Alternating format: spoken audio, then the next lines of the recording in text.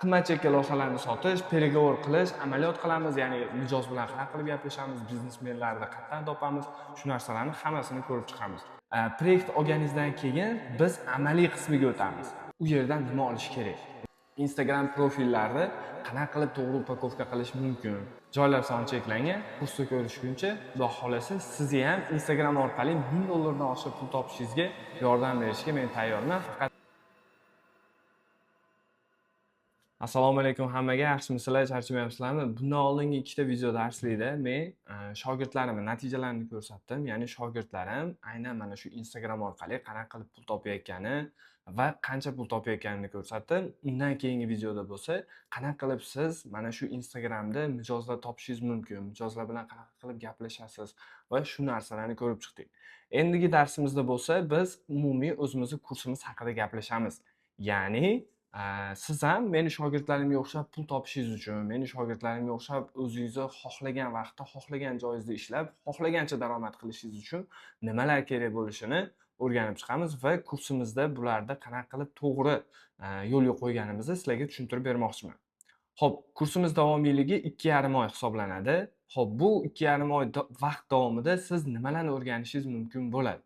Xo'p, birinchi darsimizda biz umumiy tanishuv qilamiz, ya'ni o'qituvchi kim? Ya'ni men o'zim haqimda ma'lumotlar beraman. O'zim ishlagan loyihalarimda qanaqa keyslar qilganman, qanaqa natijalarga erishganman, shu narsalarni umumiy analizi, tahlillarni ko'rib chiqamiz.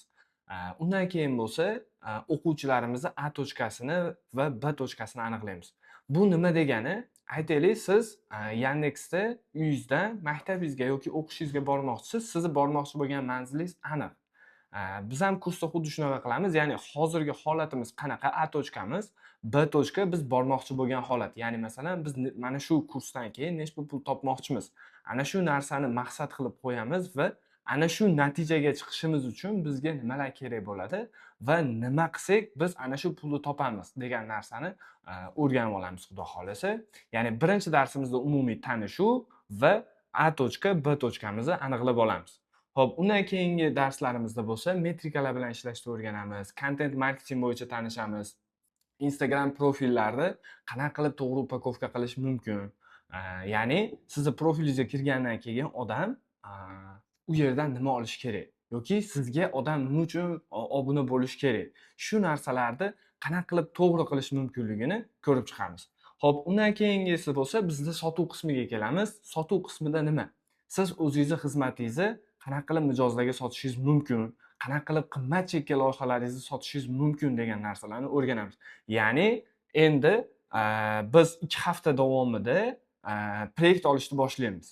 Ya'ni уже bizda bazaviy bilim bo'ladi va 2 haftadan keyin biz proyekt olsak bo'ladi. Endi proyekt olganimizdan keyin men qila olmasamchi degan narsa bo'ladi. Endi proyekt olganingizdan keyin biz amaliy qismiga o'tamiz. Ya'ni har bitta o'rgangan bilimimizni ana shu olgan loyihamizda amaliyot qilib ketamiz. O'rtacha misol $300, $400, $500 gacha loyiha olsangiz ham, bu sizni plyusingizga ishlaydi.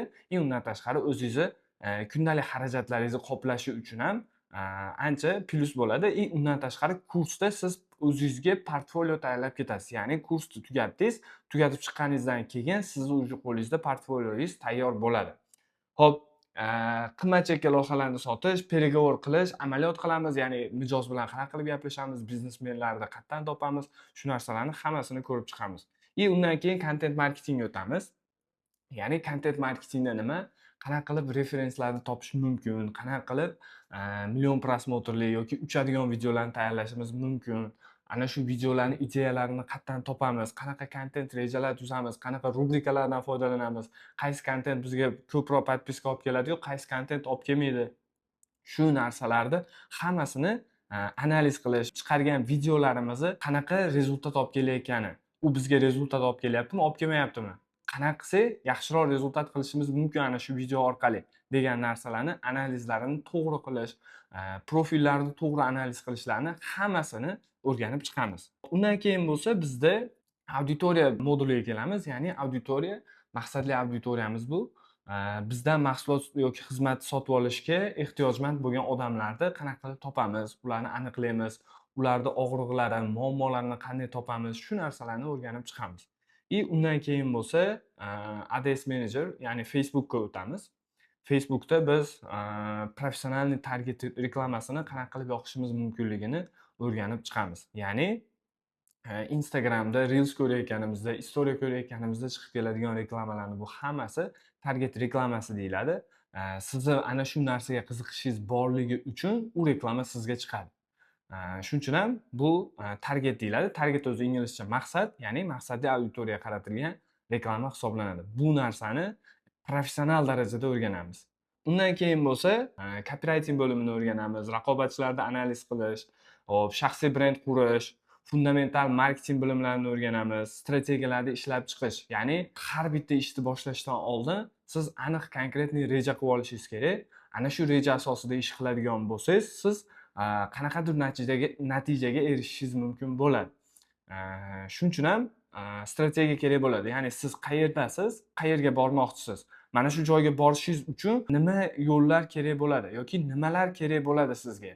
Ana shu narsalarni hammasini o'rganib ko'rib chiqamiz. Undan tashqari mobilografiya modulimiz ham bor. Mobilografiya modulimizda siz bazaviy mobilografiyani o'rganasiz, ya'ni syomka qilish, montaj qilish bilimlarini ham ozgina o'zingiz uchun o'rganib olsangiz bo'ladi. Va kursda oxirida bo'lsa, men sizlarga o'zimni maxsus scale strategiyamni o'rgataman. Ya'ni o'zim ishlaydigan loyihalarimda mana shu strategiya orqali 5x dan 10x gacha sotuvlarni oshirganman. Bu strategiya o'zi qanaqa ishlaydi, qanaqa qilib buni to'g'ri ishlatsak bo'ladi, qanaqa qilib buni ishlatish orqali siz ham mijozlarga o'zingiz xohlagandan, biznesmen xohlagandan ko'ra ko'proq natija qilib berishingiz mumkinligini o'rganib olishingiz mumkin bo'ladi. Xo'p, kursimizga qabul ochiq. Aytib o'tganimizdek 10-may kuni kursimizga start beramiz. Agar sizga ham qiziq bo'ladigan bo'lsa, pastda havola bor.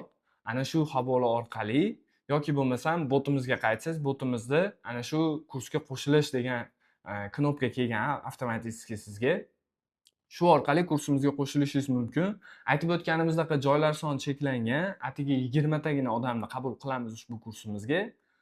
Shoshiling, joylar soni cheklangan. Kursni ko'rishguncha, xudo xolasa sizga ham Instagram orqali $1000 dan oshiq pul topishingizga yordam berishga men tayyorman. Faqat bunga o'zingiz ishonsangiz va tayyor bo'lsangiz bo'ldi. Sog' bo'linglar.